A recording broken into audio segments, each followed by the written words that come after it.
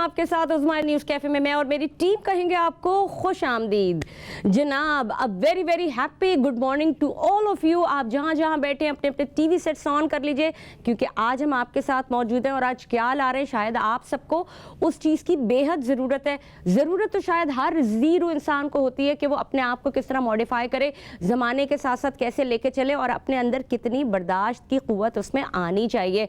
तो जल्दी से टीवी सेट्स ऑन कर लीजिए और आज के दिन के हवाले से आप ये बताइए कि आप लोगों ने क्या सोचा है। आज जुमेरात का दिन है और क्या आपके जहन में थॉट्स हैं कि आज क्या करना है क्या नहीं करना। कुछ ऐसे काम है जो पेंडिंग लगे हुए हैं जो आपने शायद वीकेंड पे करने हैं, या कुछ ऐसे काम है जो आज ही करने हैं, तो उसकी प्लानिंग लिस्ट बना लिए। क्या खाना पकाना है, क्या खाना खाना है, बच्चों ने स्कूल से आना है तो उनको किस तरह से ट्रीट करना है, किसी का डॉक्टर, किसी का कोई और अपॉइंटमेंट, क्योंकि जो मौसम है वो इतना बदलता हुआ मौसम है, उसमें सबकी तबीयतें ख़राब हो रही हैं। जैसे कि मैं आपको रोज़ बताती हूँ, पिछले 10-12 दिन से मैं खुद इस पूरी तबीयत ख़राबी से चल रही हूँ, लेकिन आई एम स्टिल हियर। सो अपने आप को डर ना कीजिए, उठिए, हिम्मत कीजिए और दौड़ें। यकीन जाने चलने का वक्त चला गया, अब चलना नहीं है, अब दौड़ना है, भागना है, हर एक से आगे निकलना है, compete करना है और ऐसे भागना है कि जिस तरह से आप जो आपके दरमियान में हर्डल्स आ रहे हैं उनको फलांगते हुए चले जाएं।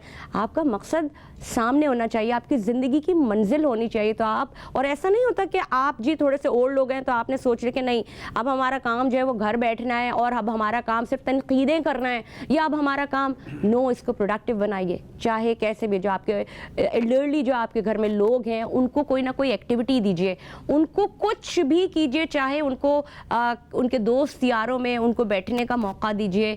लोग क्या करते हैं कि ज़्यादातर टाइम जो है थोड़ा सा ओल्ड हो जाते हैं तो मस्जिदों में जाते हैं, वहाँ बैठते हैं। वेरी गुड, वेरी बहुत अच्छी बात है, इज्तिमाई तौर पे बैठे, लेकिन कुछ चीज़ें पाल के अपने घरों को उसका आइए कि जिसकी वजह से आपके घरों में फसाद और लड़ाई झगड़े हों। प्यार, मोहब्बत, रवादारी के साथ अपने दिन का आगाज़ करें, जैसे कि मैं हर रोज़ करती हूँ और जैसे कि मैं आपको बताती हूँ। मोहब्बतें बांटिए, मोहब्बतें समेटिए, दुआएं दीजिए और दुआएं लीजिए, फिर अपने घर से निकलिए। फिर रस्तों में चाहे जो भी हर्डल्स आएँ, आपके पास ऐसी मजबूती होती है जो सिर्फ आपको आपका घर देता है। यकीन जानिए, आप अगर अपने घर से मजबूत होंगे तो कोई आपको गिरा नहीं सकेगा। तो आज के दिन के हवाले से बताते चलूँ कि आज के दिन की जो ख़ास अहमियत है वो है रवादारी और अदम बर्दाश्त का दिन मनाया जाता है। 1996 में ये दिन मनाने का आगाज़ किया गया अक़वाम मुत्तहिदा की जानिब से। 22 साल हो गए मुतवातिर ये दिन मनाया जाता है। ये 16 नवंबर को मनाया जाता है। इसकी वजूहात जो थी वो मैंने बता दिए। और जो अदम बर्दाश्त होती है सिर्फ इसलिए नहीं होती कि आप जो है बस बर्दाश्त करते रहें या आप टॉलरेट करें उन रवैयों को जो आपको वो रवैये दे रहे हैं। बेसिकली इसका मकसद क्या है? ये ज़रूरी नहीं है कि हम जिनसे प्यार करते हैं हम उनको बर्दाश्त करें, लेकिन कभी कभार ज़िंदगी में ऐसे लोग भी आते हैं जिन्हें हम बर्दाश्त नहीं करते या जिनसे हमारा ताल्लुक़ नहीं होता। लेकिन रवादारी और बर्दाश्त का एक ऐसा ताल्लुक़ बनाना और निभाना पड़ता है, चाहे वो सियासी जगह पे हो, चाहे वो माशी हवाले से हो। माशी बर्दाश्त कैसा होता है कि आपको शायद 3 वक्त का खाना है वो नहीं मिल रहा, आपको 1 वक्त का खाना मिल रहा है, तो you should have to control your self. कोई बात नहीं, अल्लाह ताला ऊपर बैठा है, वो आप सबको देगा, वही खालिक है और वही राज़िक है देने वाला। तो हम इसके ऊपर मज़ीद भी बात करेंगे, लेकिन एक छोटा सा पैकेज तैयार किया, ये आपको दिखाते हैं, फिर देखते हैं कि हम में भी कितनी बर्दाश्त है। आइए देखते हैं।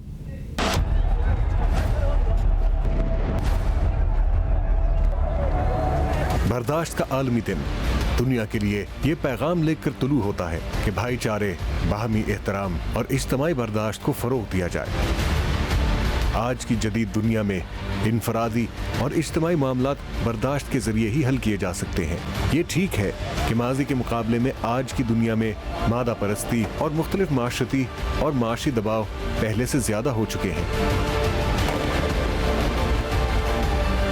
गुर्बत और महंगाई ने आदमी की कमर तोड़ दी है, जबकि नित नई बीमारियों और नफ्सियाती मसाइल ने भी इंसान का जीना दो भर कर दिया है। ताहम आलमी सतह पर बर्दाश्त के बगैर किसी भी मामले का हल मुमकिन नहीं। इसीलिए अक़वाम मुत्तहिदा की जनरल असम्बली ने 1996 में आलमी यौम बर्दाश्त मनाने की मंजूरी दी और 2005 में आलमी सतह पर इस दिन को मनाने का आगाज़ कर दिया गया। जदीद दौर के बढ़ते हुए गू मसाइल और दबाव के मुकाबिल मजहबी तालीमात और माशरती अखलाकियात का सहारा लिया जाए और क़ुव्वत बर्दाश्त को बढ़ाया जाए तो इंसान बहुत से मसाइल से बच सकता है।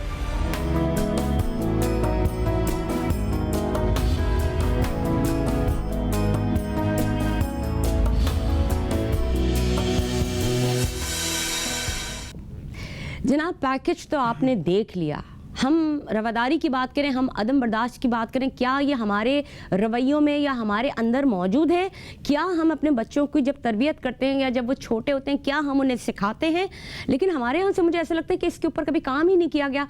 और अगर माँ को गुस्सा आ रहा है तो उसे गुस्सा आ रहा है और वो बिला वजह गुस्सा भी निकाल लिया। माँ का गुस्सा शायद किसी और वजह से, शायद फाइनेंशियल इश्यूज़ की वजह से, शायद किसी और ट्रॉमा में माँ है और वो उसको बाहर निकाली, एग्जर्ट कर रही है और वो बच्चों में आ रहा है। मैंने ये देखा है कि जब बच्चे जो चीज़ अपने घर से लेते हैं, चाहे वो कोई भी नेगेटिविटी हो, वो उनके अंदर ऐसी पलती है कि वो उनकी पर्सनालिटी का हिस्सा बन जाती है। मैं आपको एक और बात बताऊं, बड़ी आम बात है, मैं ख़वातीन के लिए भी करती हूँ, मैं मर्दों के लिए भी एक बात करती हूँ।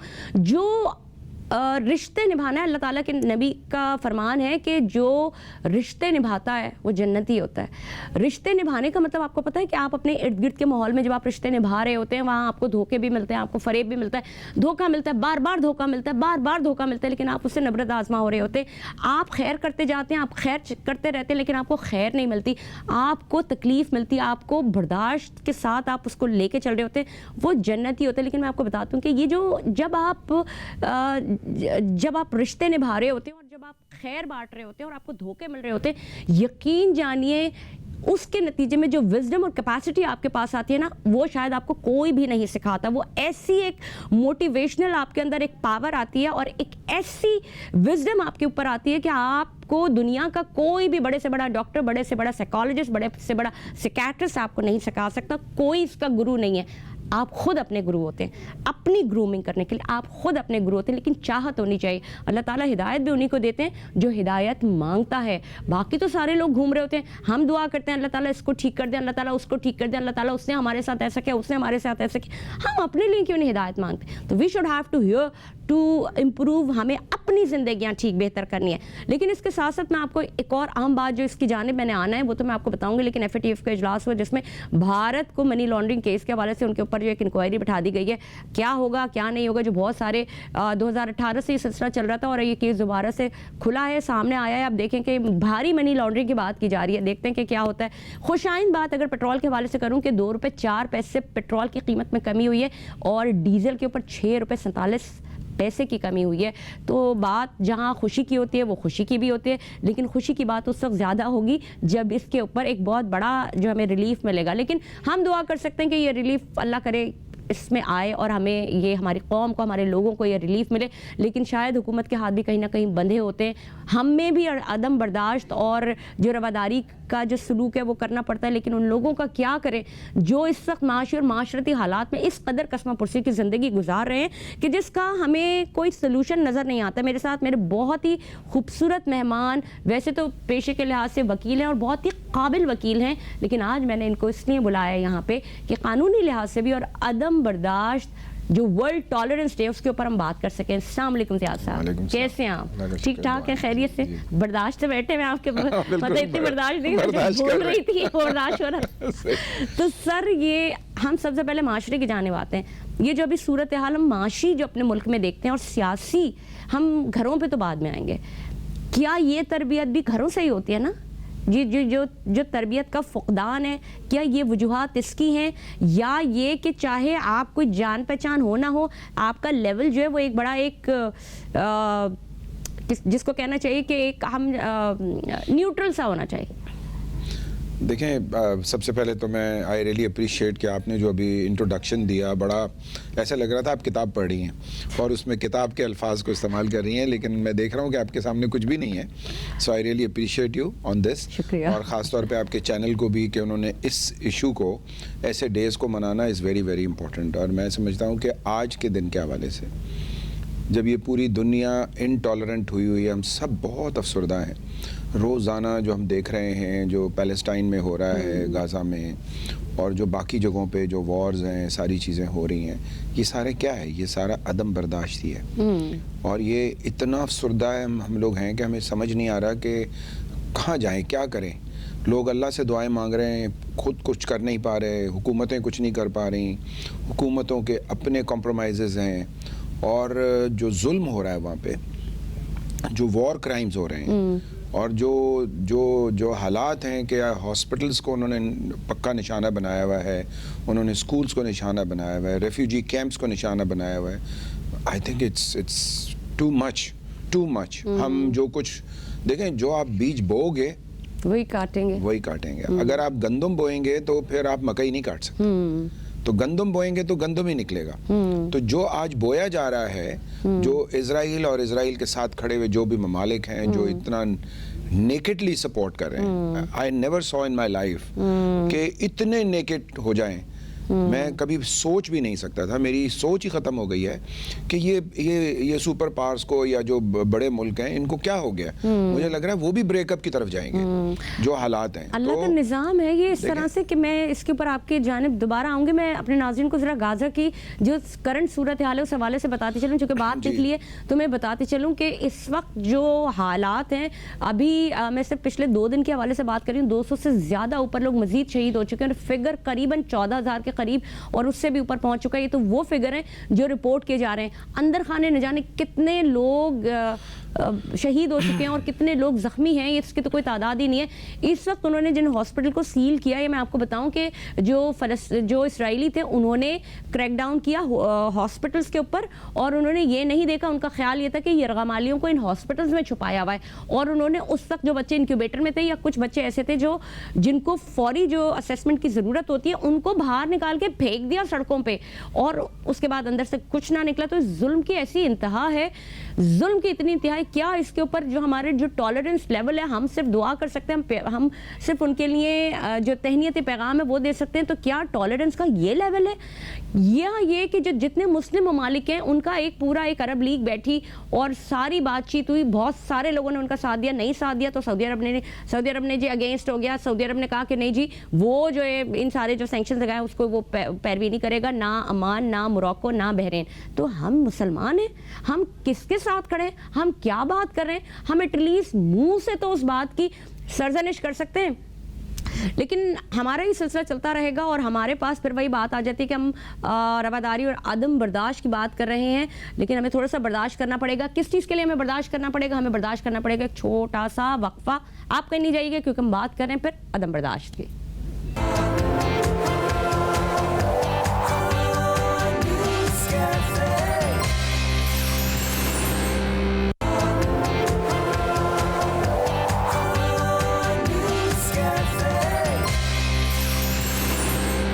जी नाज़रीन, प्रोग्राम में एक बार फिर खुश आमदीद कर रहे हैं और फिर अदम बर्दाश्त और रवादारी की बात करते हैं।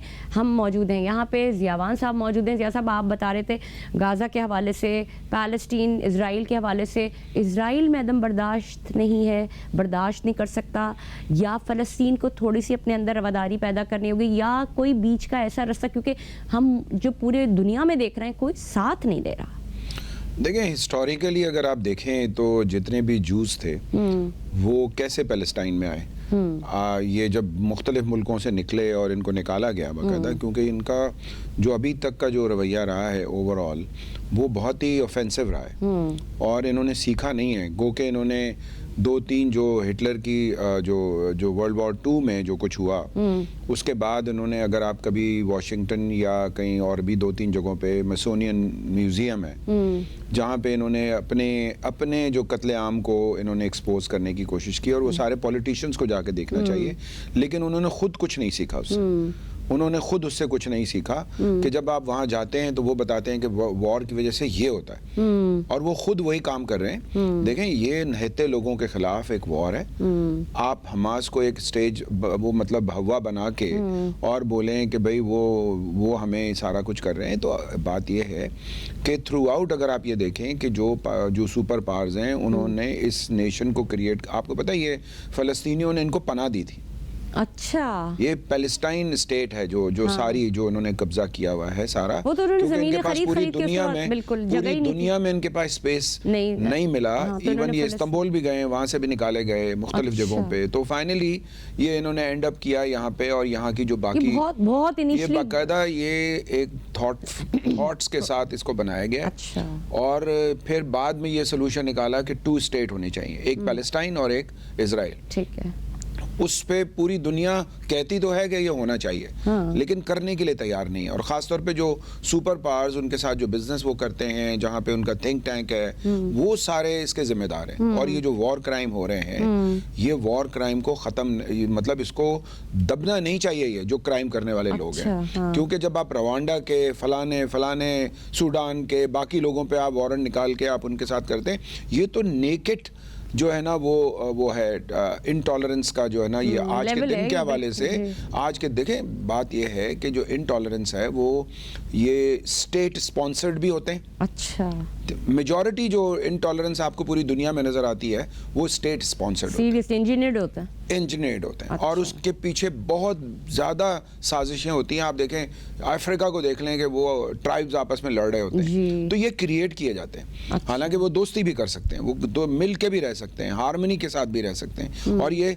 फ़लस्तीन का भी यही इशू है कि फ़लस्तीनियों ने इस बात को माना कि हम टेरिटरी पे अपनी पूरी बात करें और ख़त्म करें इसको और हम रहें। फ़लस्तीनी तो बेचारे अपनी डिफरेंट सिचुएशन में फिर उन्होंने तबाही मचाई जाके लेबनान में, उन्होंने सीरिया को तबाह कर दिया, ऑलमोस्ट इन्होंने मिलकर इराक को तबाह कर दिया। तो ये सारी चीज़ें हमारे सोचने की हैं। आज जो अपने आप को कह रहे हैं कि मैं मजबूत हूँ और वो पार्टिसिपेट नहीं कर रहे, तो कल वो भी इसी लाइन में होंगे और उनको बाद में अफसोस होगा कि हमने क्यों नहीं पहचाना लोगों को। तो बात यह कि कॉम्प्रोमाइज़ ठीक है स्टेट्स करती हैं, उनका तरीका होता है, लेकिन आज जो दुनिया है वो जितनी गैर महफूज है। और आप देखें हमारे रीजन में ये जो रिलीजियस इंटॉलरेंस आया पाकिस्तान में, कि रिलीजन के नाम पे लोगों का कत्लेआम, कोई शिया को मार रहा है, कोई सुन्नी को मार रहा है, कोई वहाबी को मार रहा है, कोई फलाने को कर रहा है, कोई हिंदू को मार रहा है। जी, जी, जी। ठीक है ना। तो ये जो इंटॉलरेंस है, ये सारा पाकिस्तानी सोसाइटी में कभी नहीं था, ये लाया गया है, ये स्पॉन्सर्ड है। और ये जो 2-3 वॉर्स हुई हैं अफगानिस्तान के हवाले से, और जो अफगानिस्तान का हशर हुआ है, किया है उन लोगों ने, बड़ी ताकतों ने उनको उसको एक बैटल ग्राउंड बना के एक दूसरे के जो है ना वो रशिया और अमेरिका एक दूसरे से बदला लेने के, क्योंकि उससे पहले आपको पता है कि वियतनाम में जो कुछ हुआ था, जो तबाही मची थी, तो अमेरिका को वहां से भागना पड़ा। और उसके बाद फिर उन्होंने कहा यहाँ हम जाके रशिया से बदला लें, फिर रशिया को उन्होंने डिफीट दिलवाई, उसके बाद फिर खुद भी डिफीट खा गए। तो बात यह है कि ये जो सारी सिचुएशन है, ये तबाही, ये हमारी अपनी क्रिएटेड नहीं है। हम उसमें कोलैबोरेटर जरूर हैं। हमारी स्टेट्स बहुत सारी वो कोलैबोरेट करती हैं। हाँ, लेकिन हमारे अंदर अभी तक ये सेंस ऑफ रिस्पॉन्सिबिलिटी क्यों नहीं आई है, या हम ये क्यों नहीं समझ पाते कि ये इंजीनियर्ड है? वो इसलिए देखिए उसके रीजंस हैं। उसके रीजंस ये हैं कि जो पॉलिटिकल लीडरशिप है वो स्टूजेस हैं। ओके।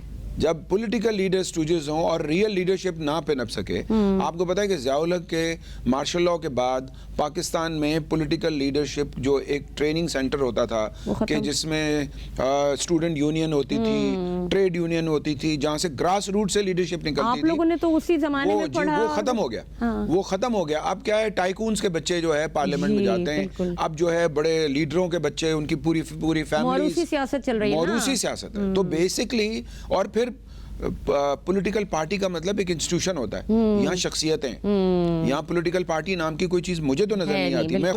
मैं खुद बहुत इस बात पे अफसरदा होता हूँ कि मुझे किसी पॉलिटिकल पार्टी में जाके अपना रोल प्ले करना चाहिए, लेकिन पार्टी तो हो ना। हाँ। कहीं इंस्टीट्यूशन हो, कहीं आपके काम की कदर हो।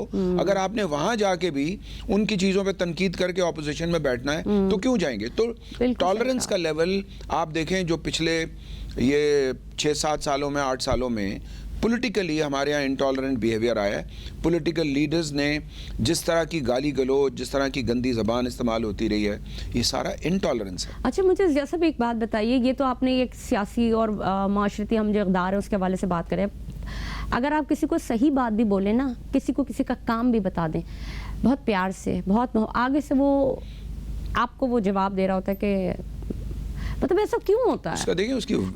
मैं अगर यहाँ पे मौजूद हूँ तो मैं अपना काम करने आई हूँ, मैं अपना काम करूँगी और मैं चली जाऊँगी। मेरा ख्याल है कि मुझे अपने काम में परफेक्शन चाहिए, उसके बाद जो है जो भी कुछ हो।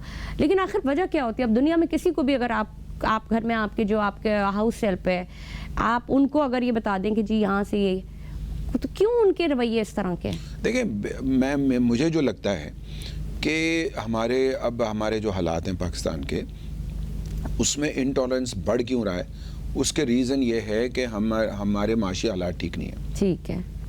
मुल्क के भी और लोगों के भी। तो फ्रस्ट्रेशन होती है ये? फ्रस्ट्रेशन बहुत है, लोग बहुत परेशान हैं। हमने अपना जो लाइफस्टाइल बनाया कि जो नहीं पाल सकते उनके घर में 8-8 बच्चे, जो पाल सकते हैं उनके घर में 1 या 2 बच्चे, बिल्कुल, ठीक है ना। तो वो एक जो बर्डन आपने वो ले लिया और आपने उसको, स्टेट ने भी कोई रोल प्ले नहीं किया, और आपके सारे वो इदारे, चाहे वो बेनज़ीर प्रोग्राम हो या ज़कात का प्रोग्राम हो या बाकी जितने भी उनके हैं, वो उनमें भी बेईमानियां हो रही हों और खुल के बेईमानियां हो रही हों, और उनको, ऐसे लोगों को तो इतनी बड़ी सज़ा मिलनी चाहिए कि वो कभी इन गरीबों के, इन मजलूमों के पैसे कैसे खा जाते हैं। क्योंकि स्टेट जो जब आप पाकिस्तान में बात करते हैं कि भाई इसको फ्यूचर में एक सोशल वेलफेयर स्टेट होना चाहिए, तो फिर लोग यहाँ से भाग के कनाडा में और बाकी जगहों पे क्यों सोशल वेलफेयर स्टेट में जा रहे हो? तो उनको पता है कि वहाँ, अब मैं अभी रिसेंटली लंदन में था, तो मेरे बहुत सारे पॉलिटिकल दोस्त जो कि ज़िया-उल-हक के ज़माने में जिन्होंने रिफ्यूज लिया था वहाँ पे, अब वो सेटल हो गए वहाँ, तो वो कहते हैं ज़िया साहब, हमें ऐसा लगता है कि ये स्टेट हमें पाल रही है।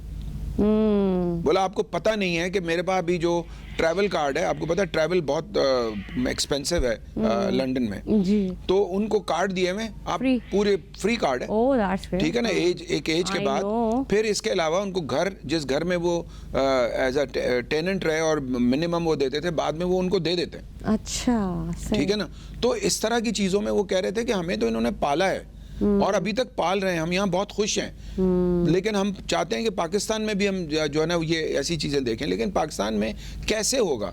बात यह है कि जब आपके पास अकाउंटेबिलिटी भी चॉइस पे होगी, जब आपका इंसाफ का निज़ाम ख़त्म हो जाए। आज इनटॉलरेंस का एक बुनियादी वजह यह भी है कि आपका इंसाफ का निज़ाम काम नहीं कर रहा, मुझे ऐसा नहीं लगता कि हम जो होता है, जैसे कि बहुत सारी जगहों पे ऐसा होता है कि आपको सैलरीज नहीं मिली हैं या बहुत सारी ऐसी जगहों पे ये चीज़ें हो रही होती हैं, तो फिर उनके काम में फिनिशिंग नहीं आती, तो जो लोअर लेवल होते हैं ना, वो कहते छोड़ो। वो इसलिए हो रहा है कि जब उनकी सैलरी रोकना या सारी चीज़ें, उनको पता है कि कोई इंस्टीट्यूशन ऐसा है नहीं कि वो उनको जो है ना वो मॉनिटर कर सके या उनको पनिश कर सके। अगर किसी ने कोई ज्यादती की है, मैं वही बात आपसे कह रहा था कि ये स्टेट के लेवल पे इंस्टीट्यूशंस और जो जुडिशरी होती है या जो जस्टिस सिस्टम होता है या इंसाफ का निज़ाम, जहाँ इंसाफ नहीं होता ना, वहाँ यही होता है इनटॉलरेंस। क्योंकि जब आप इसको बड़े लेवल पे देखें या छोटे लेवल पे या घर के लेवल पे, घर में भी अगर आप बेटे को और बेटी को अलग अलग तरीके से डील करेंगे, पालेंगे और इंसाफ नहीं करेंगे, आप बीवी के साथ इंसाफ नहीं करेंगे, शौहर के साथ बीवी इंसाफ नहीं करेगी, तो जो ये आपको घरों में इतने झगड़े नजर आते हैं, रोजाना लोग खुदकशियां कर रहे हैं, अपने बच्चों को मार देते हैं, नहर में फेंक देते हैं और खुदकशी कर लेते हैं और फिर पूरी फैमिली रुल जाती है, तो ये जो सारे हालात हैं ये बहुत डिप्रेसिंग है। ये मैं इस जाने पर भी आऊँगी क्योंकि ये भी एक बड़ा सेंसिटिव इशू है, जो सुसाइडल जो डेथ्स हो रही हैं और जो कमिट कर रहे हैं लोग, इस तरफ तो मैं आऊँगी। लेकिन मुझे ये बताइए कि बहुत सारे ऐसे लोग होते हैं जो, क्या इसका भी कोई मुकदमा होता है कि जो हितक इज़्ज़त का दावा लोग करते हैं, हितक इज़्ज़त, उसके ऊपर भी कोई उनकी सुनवाई होती है अगर वो अदालत का दरवाज़ा खटखटाते हैं? प्लस ये कि जो टॉलरेंस लेवल है, एक होता है कि वर्बल अब्यूज़ होता है, तो इसके ऊपर भी कोई चीज़ ऐसी होती है कि जिसके ऊपर जाके अदालत का दरवाज़ा खटखटाया जा सके? आज टॉलरेंस डे है, अपने अंदर अदम एतमाद और बर्दाश्त तो पैदा करना है, लेकिन वही मैं बात कह रही हूँ कि अगर उसको एक सपोर्टिव एक राहदारी मिलती है, तो आपको लगता है कि ये इसकी सुनवाई है? देखें, इसकी सुनवाई मौजूद है और इन सारी चीज़ों पे जो आपने लिया है, मैं इसको रिपीट नहीं कर रहा, इन सब पे लॉ मौजूद है। आप देखें कि जब आप इंटॉलरेंस क्रिएट करते हैं सोशल मीडिया के थ्रू, तो हमारे पास पीका का लॉ है जिसमें उनको 7 साल की सजा हो सकती है। हो सकती है, पर कोई देता ही नहीं। ऐसे है, लेकिन हमारे जो इंस्टीट्यूशन है वो, मैंने आपसे यही कहा कि वो रिस्पॉन्ड प्रॉपरली नहीं कर रहे। हमारी जो इन्वेस्टिगेशन एजेंसीज हैं, हमारा जो ये सारा डिजिटल वो काम है, वो इतना अपग्रेड नहीं हुआ कि वो इन चीज़ों को फ़ौरन करके और लोगों को फ़ौरन सज़ा की तरफ लेके जाएं। दुनिया तरक्की भी कर रही है, हमारे लोग भी आगे कर रहे हैं सारा कुछ, लेकिन ये जो इनटॉलरेंस पैदा करने वाले ये लोग जो कि सोशल मीडिया के थ्रू करते हैं, चाहे वो अपने फौज के खिलाफ वो बोल रहे हों, गलत जो आदाद शुमार दे रहे हों, या रिलीजियस इंटॉलरेंस क्रिएट कर रहे हों, या पॉलिटिकल इंटॉलरेंस क्रिएट कर रहे हों, या घरों में जो हालात हैं उनको उछाल रहे हों, तो ये सारी चीज़ें, इसको मेजर करने की ज़रूरत है। हमारे पास लॉ मौजूद है और जहाँ तक हत्या की इज्जत की बात की है, उस पर हमारे पास जो है ना क्रिमिनल लॉ भी मौजूद है और सिविल लॉ भी मौजूद है कि आप अच्छा। हर जाने का दावा भी कर सकते हैं और आप उनको जेल में भी डलवा सकते हैं। अच्छा। तो ये सारी चीजें हमारे पास मौजूद हैं। लेकिन कितने लोग आते होंगे मुझे बताएं, आते हैं? नहीं आते ना, लोगों नहीं को आते। ट्रस्ट नहीं है। लोग जो है जो कोर्ट में आता है वो मजबूरी में आता है। हालांकि होना ये चाहिए कि कोर्ट में तो आपको जहां आपके साथ कोई नाइंसाफी हो आपको कोर्ट का दरवाजा खटखटाना चाहिए। गो के ये एक्सपेंसिव होता है। हाँ। हमारे यहाँ इंसाफ एक्सपेंसिव भी है और उस तरह रीचेबल से नहीं है ना, नजर reachable- नहीं आ रहा। जी, देखें लेकिन जो एक बात है, पैसा भी इंसान खर्च कर देता है, लेकिन मसला आगे ये आ जाता है कि वो पेशी पे पेशी, पेशी पे पेशी, वो सारा तो वही मैंने आपको बताया ना कि ये पूरा सिस्टम है, उसमें हम सब पार्ट हैं। आई विल नॉट से जज उसका जिम्मेदार है, इसमें हुकूमत भी जिम्मेदार है, जज भी जिम्मेदार है, वकील भी है, प्रोसिक्यूटर भी है और बाकी जो स्टाफ है वो भी है, ये सारे उसके जिम्मेदार हैं। और लेकिन सबसे जो इम्पोर्टेंट चीज़ है वो है पॉलिटिकल विल। हमारे मुल्क में ऐसे कई मौके आए कि जब प्राइम मिनिस्टर, चीफ जस्टिस और चीफ ऑफ आर्मी स्टाफ एक पेज पे थे, तो वो अगर इंसाफ के निज़ाम को बेहतर बना देते तो आपको ये सोसाइटी इतनी इनटॉलरेंट नज़र नहीं आती। यही वजह है कि लोगों को अदालतों पे और इस पे एतबार नहीं रहा और वो नहीं जाती।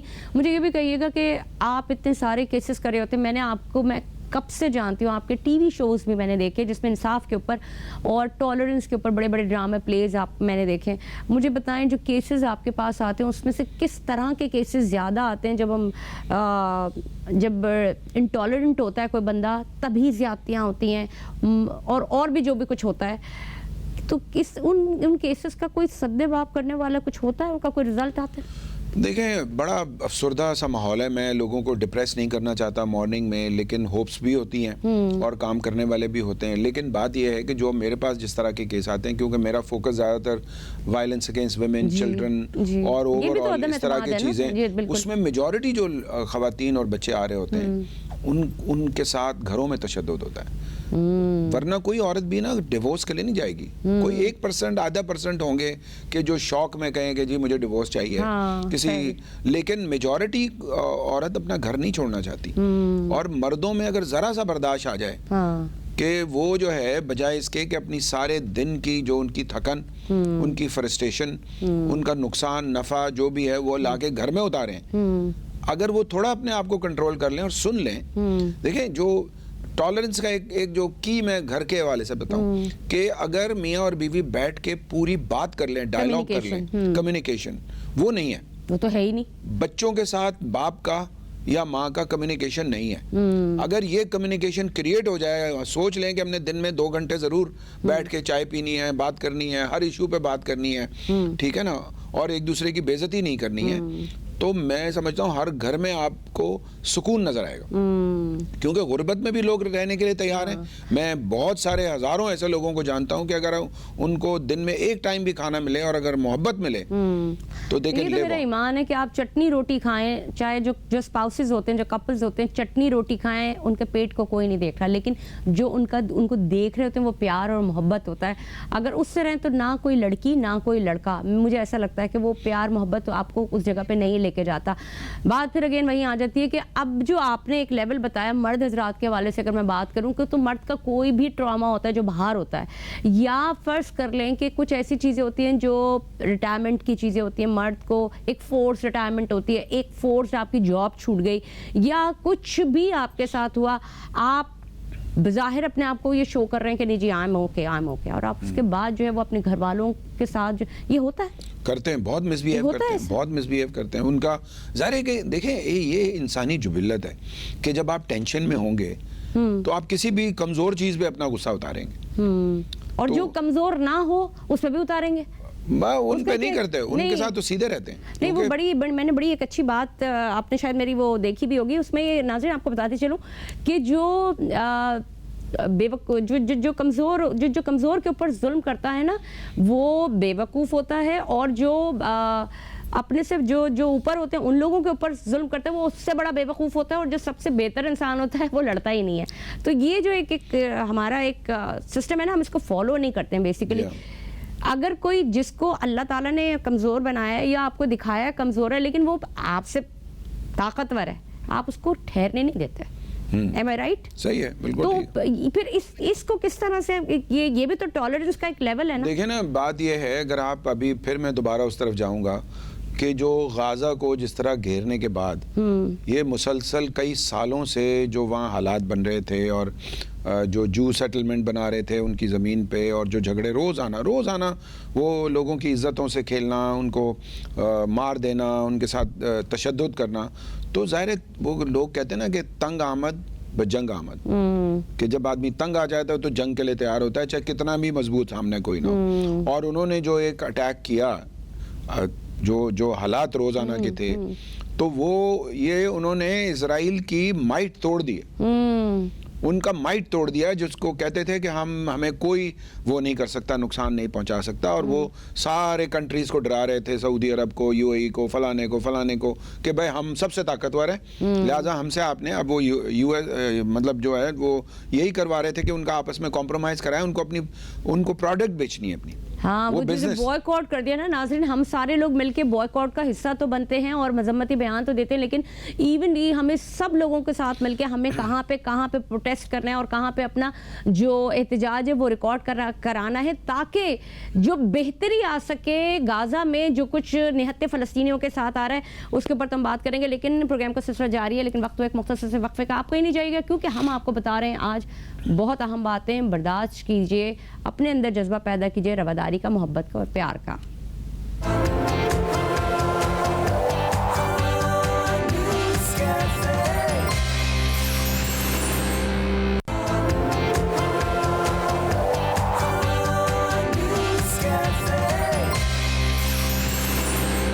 जी नाजरीन, एक बार फिर आपको खुशामदीद कहेंगे और हम बात कर रहे हैं वर्ल्ड टॉलरेंस डे के हवाले से, हम कितने इंटॉलरेंट हैं ये हमें बात करेंगे। हमारे साथ मौजूद हैं ज़ियाद साहब। ज़ियाद साहब, हम वाकई इंटॉलरेंट हैं या हम इसको किस हद तक कम कर सकते हैं, या फिर जो केसेस आपके पास आते हैं उससे आप क्या उसका एसेंस क्या निकालते हैं? देखिए, मैंने तो आपको पहले बताया कि ये एक तो इंसान के अपने ऊपर होता है, चाहे वो स्टेट हो या एक इंसान हो। अगर उसमें टॉलरेंस का लेवल है और वो रियलिस्टिक होकर चीज़ों को सोचें और चीज़ों के सोल्यूशन की तरफ जाएं इंस्टेड ऑफ हाइपरनेस। हम देखें पूरी एक, हमें तो ऐसा लग रहा है कि पाकिस्तान इतना वो इनटॉलरेंट हो गया है, हाइपर है कि स्ट्रीट पे लोग लड़ रहे होते हैं, छोटी सी बात पे बहुत बड़े बड़े झगड़े हो जाते हैं और कितने मर्डर्स हो जाते हैं, छोटी बात पे पूरे पूरे ट्राइब लड़ जाते हैं। पाकिस्तान में अब ये भी हो रहा है ना। वजह यह है कि कोई ऊपर ऐसा इंस्टीट्यूशन नहीं है जो इनको हाँ, और ज़रूरी नहीं है कि उनको जेल में डालने से मसला हल होगा। आप हमारी सोसाइटी में बहुत सारी चीज़ें जो है ना वो रिजॉल्व होती हैं आपस में बैठ के भी, और चीज़ें होती ही आपस में बैठ के रिजॉल्व होती हैं। अब हम देख रहे हैं कि भाई पाकिस्तान का जो इशू है, कश्मीर का इशू है, पाकिस्तान का, अफगानिस्तान का, हम चारों तरफ से ऐसी चीज़ में घिरे हुए हैं कि सोल्यूशन ही निकल के नहीं आ रहे, क्योंकि हर सुपर पावर चाहती है कि वो किसी तरह इंगेज रखें हम लोगों को भी और बाकी लोगों को भी अपने मकासद के लिए। तो हमें क्या करना चाहिए, ये हमारे पास ऐसा थिंक टैंक होना चाहिए जिसका काम पावर में आना नहीं है, लेकिन हमने कभी थिंक टैंक की तरफ कभी सोचा भी नहीं है। आपको पता है कि जो असल इजराइल को चलाने वाले थिंक टैंक जो है वो यूएस में बैठे हुए हैं। जी बिल्कुल, वो वहां से सारा कुछ डिसाइड करते हैं, वहीं से सारा मॉनिटर करते हैं। तो जो असले के बेचने की बातें हो रही हैं, असला बनाने की बातें हो रही हैं, ये क्या है? ये इनटॉलरेंस। कॉल है आपके लिए, बड़ी जबरदस्त सी कॉल है, देखते हैं क्या कहते हैं। जी अस्सलाम वालेकुम, कौन है हमारे साथ?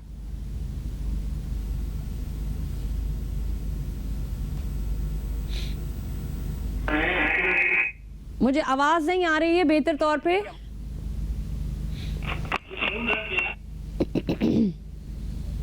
मेरी आवाज आ रही है? जी जी बताइए। अच्छा, पहले तो जिया भाई को सलाम हो। जिया भाई से मेरी एक मुलाकात हुई थी, मेरे दोस्त के हैं कमाल, उनके घर में, और यकीन करें कि इनसे मेरी जब मुलाकात हुई तो ये शायद मुझे इनको याद ना हो, कमाल भाई मेरे दोस्त है, और इन एक मुलाकात में इतने फ्रेंडली मेरे साथ इन्होंने बात की। तो मैं, इतने बड़े आदमी है लेकिन जिस तरह वो गुफ्तगू कर रहे थे, जिस तरह हम्बली बात कर रहे थे, आई रियली अप्रिशिएट इट, और वाकई इनके दिल में इंसानी हमदर्दी मौजूद है।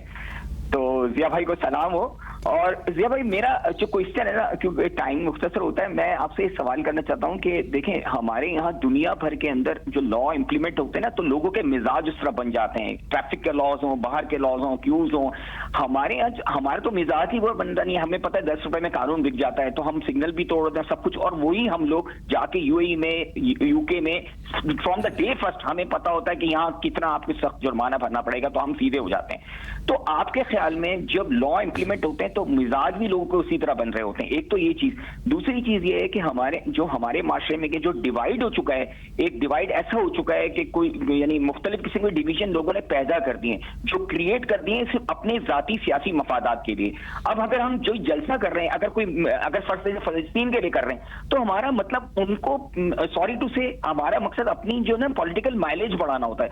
हमें ये नहीं होता कि हम उनके लिए कुछ करें। तो ये इसको डिफरेंशिएट हम कैसे करेंगे? और आपके ख्याल में जो हमारे यहाँ लॉ तो सब मौजूद है, कोई जरूरत नहीं नए लोग, इतने स्ट्रिक्ट लॉज मौजूद है, सब कुछ, आप तो खुद वकील है, लेकिन जब वो लॉ इंप्लीमेंट नहीं होता तो माशरे में कितना बिगाड़ पड़ता है। इंप्लीमेंटेशन ऑफ द लॉ के लिए हमें क्या करना चाहिए, ये मेरा सवाल। ठीक है, बहुत बहुत शुक्रिया। याया हमारे साथ मौजूद थे।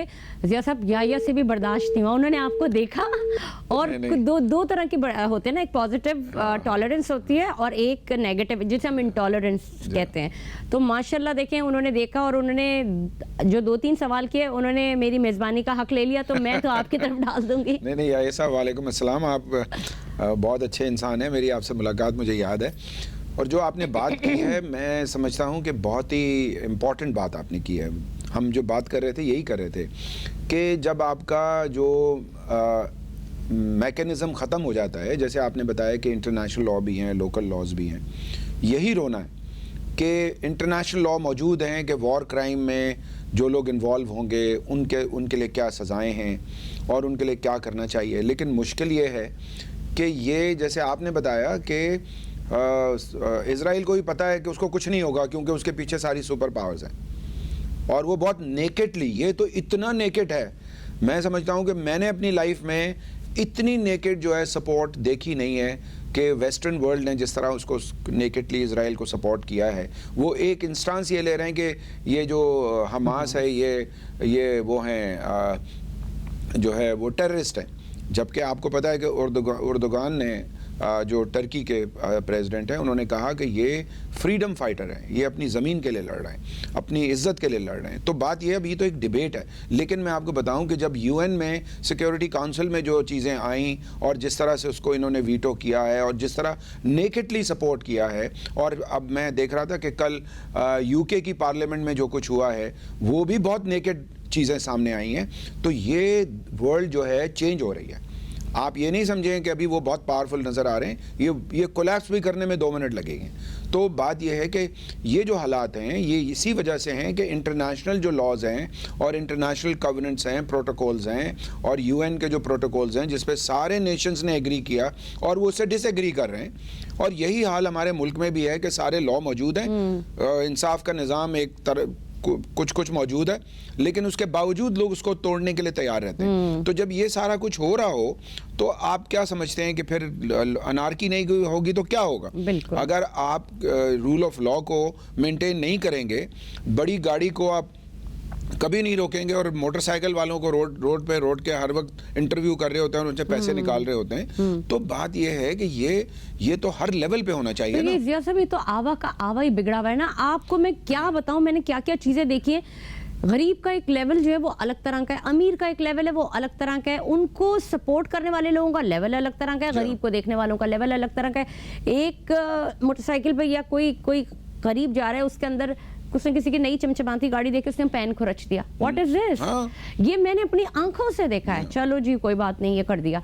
आप उसके जो फ्रस्ट्रेशन है, अगर इससे निकल रही है फ्रस्ट्रेशन, तो ये बड़ी अजीब सी बात है। अब जो किसी अमीर का है, उसने जाके वो अपने बाप का रोड समझता है, उसने जाके किसी को वो कहीं से कुछ भी करके आया उससे मार दिया। अब पुलिस वाला जब वो देख रहा है आप यहाँ वो उससे भी पैसे ले रहा है, उससे ज्यादा पैसे ले रहा है कि भाई तेरा कसूर है गरीब से, और अमीर को कह रहा है सर जी आप निकल जाए। तो ये जो एक इनबैलेंस्ड लाइफ है ना, जो हमारी जिंदगियों में चल रही है, इसने हम सारे लोगों को तोड़ के रख दिया बेसिकली। और उसकी वजह से ये फ्रस्ट्रेशन और ये इंटॉलरेंस डेलिबरेटली या आप ना चाहते हुए भी अंदर ना आपके अंदर ये बिल्डअप हो रही है। मुझे ये बताइए, जब छोटा बच्चा होता है हम क्यों उसको उस बहुत नन्ही सी जान के ऊपर बहुत चीजें लाद देते हैं, पढ़ाई के लेवल से इंसान बनाने की पहले कोशिश नहीं करते तरबियत और नहीं है कोई लेवल पे नहीं करते। देखें, तालीम तो है, बहुत अच्छे इंस्टीट्यूशन भी खुल गए, तरबियत तो नहीं है। तरबियत का फुकदान क्या? तरबियत सिर्फ और सिर्फ जब हम पूरे दिन के लिए सुबह 8 बजे से लेके 4 बजे तक, तरबियत घर से होती है। माँ और बाप अब सोशल मीडिया के अलावा वो फोन पे ही लगे होते हैं, उनके पास क्वालिटी टाइम ही नहीं है बच्चों के साथ बात करने का। हाँ। और फिर स्कूलों में भी वो भी कमर्शलाइज्ड हो गए ज़्यादातर, वो अपना एक कमर्शियल हवाले से सारा काम करते हैं और फारिग कर देते हैं। तो वो आपको पढ़ना लिखना सिखा देते हैं, लेकिन जब आपकी तरबियत नहीं होती तो फिर यही चीज़ें सामने आ रही होती हैं। और जहाँ तक जैसे याया साहब ने बात की, वो बहुत अच्छी बात की उन्होंने कि भाई लोग अपने पॉलिटिकल माइलेज के लिए भी जुलूस निकाल रहे होते हैं। अब मुझे एक बात समझ में नहीं आती, गो के इसको लोग हो सकता है बहुत नेगेटिव भी लें, कि भाई आपने कोई जुलूस निकालना है तो पूरा शहर क्यों बंद कर देते? बिल्कुल, हाँ। किसी किस्म का भी जुलूस हाँ, हो। बिल्कुल।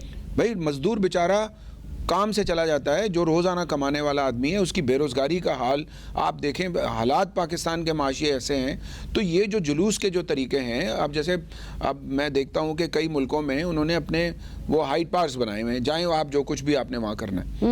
ऐसा नहीं है कि जब चाहो कौन सा रोड आपने रोकना है आप रोक दें, ऐसा होना नहीं चाहिए। क्योंकि फिर उसके बाद अगर आप ज़रा सा तैश में आ जाएं तो आप पब्लिक की गाड़ियाँ, सरकार की गाड़ियाँ, इवन जो ये नए जो बने ये जो नई जो इस्लामाबाद में और कराची में ये जो मोटरवेज के अलावा ये जो चली है ना रेड बसेस और हाँ, सारी बसेस, हाँ, मेट्रोज उनके बस स्टॉप को तबाह कर देते हैं। ये अपनी प्रॉपर्टी को तबाह कर रहे हैं। ये कहाँ से इनको कौन सिखाता है? और मुझे बताएं कि ये किस किस्म का एंगर है? आपका बहुत ज्यादा आपका बाहर आना जाना होता है, मेरा भी बहुत ज्यादा हुआ है। इतना वो लोग प्रिसाइजली और ब्रीफली और बहुत ही माइन्यूट थिंकिंग के साथ वो उनको देख रहे होते हैं, जो आपके बच्चे होते हैं, कि उनकी जो थिंकिंग लेवल है वो कहाँ जा रहा है। और फिर वो उसी हिसाब से चाहे 1 महीना 2 महीना उनको अपने जो इंस्टीट्यूट में उनको भर्ती कर लेते हैं। हाँ। कि वो जब तक कि वो चीज़ें हमारे यहाँ तो शायद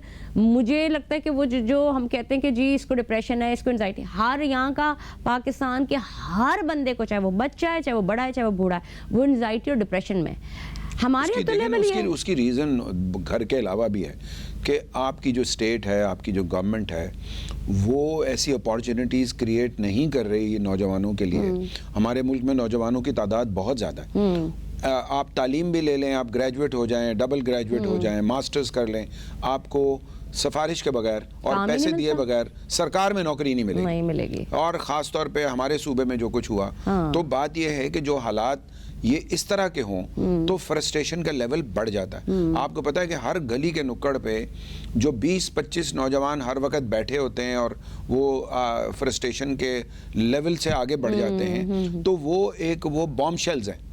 वो आपको किसी फैक्ट्री में बनाने की ज़रूरत नहीं है। ये सारे नौजवान जो मुख्तलिफ मोहल्लों में, गली कूचों में वो बैठे हुए हैं या चाय शॉप्स में बैठे हुए हैं, ये बॉम्ब शेल्स हैं और ये कहीं ना कहीं फटेंगे, क्योंकि इनको आपने रास्ता देना है। रास्ता देने वाला कोई नहीं। हमारे पास माशी जो पॉलिसियां हैं वो भी नाइंसाफ़ी पे हैं, हमारा इंसाफ का निज़ाम भी लोगों को रिस्पॉन्ड नहीं कर रहा, हमारी जो सियासी पॉलिसीज़ हैं वो भी अनरियलिस्टिक हैं, हमारी पार्लियामेंट का रोल भी अनरियलिस्टिक है। जब हर तरफ इस तरह की चीज़ें नज़र आ रही हों कि वो कम्युनिटी के साथ या सोसाइटी के साथ कनेक्ट ना हो, तो पूरी सोसाइटी में इंटॉलरेंस का लेवल बढ़ना इज़ वेरी वेरी इम्पोर्टेंट। ठीक है, हमारे पास चूँकि वक्त भी कम है, लेकिन मेरे पास 2-3 बहुत अहम सवाल है। सबसे पहले तो मुझे आप बताइएगा कि जब आपने इनिशियली जब आपकी पढ़ाई शुरू हुई थी, आपने उस वक्त किस तरह का लोग देखे थे, उनमें बर्दाश्त थी, या ये जो एक टाइम पीरियड गुजरा है इसमें बहुत ज़्यादा बढ़ गई? मुझे ज़रा उस हवाले से बताइएगा, वो टाइम कैसा था जब आपकी पढ़ाइयाँ थी, जब लोग पढ़ते थे, यूनिवर्सिटीज़ में थे, वो लेवल क्या था? देखें, वो आज वो पाकिस्तान तो है ही नहीं जिस पाकिस्तान में मैंने मैट्रिक किया और जो है ना वो इंटरमीडिएट किया, और उसके बाद मैंने देखा कि एक नई वेव आई ज़िया-उल-हक साहब के मार्शल लॉ की, और उन्होंने जिस तरह बाहर की पावर्स के साथ मिलके और इंजेक्ट हुए पैसे यहाँ पे खरबों रुपया इंजेक्ट हुआ रिलीजियस इंटॉलरेंस क्रिएट करने के लिए और नए मर्सनरीज बनाने के लिए।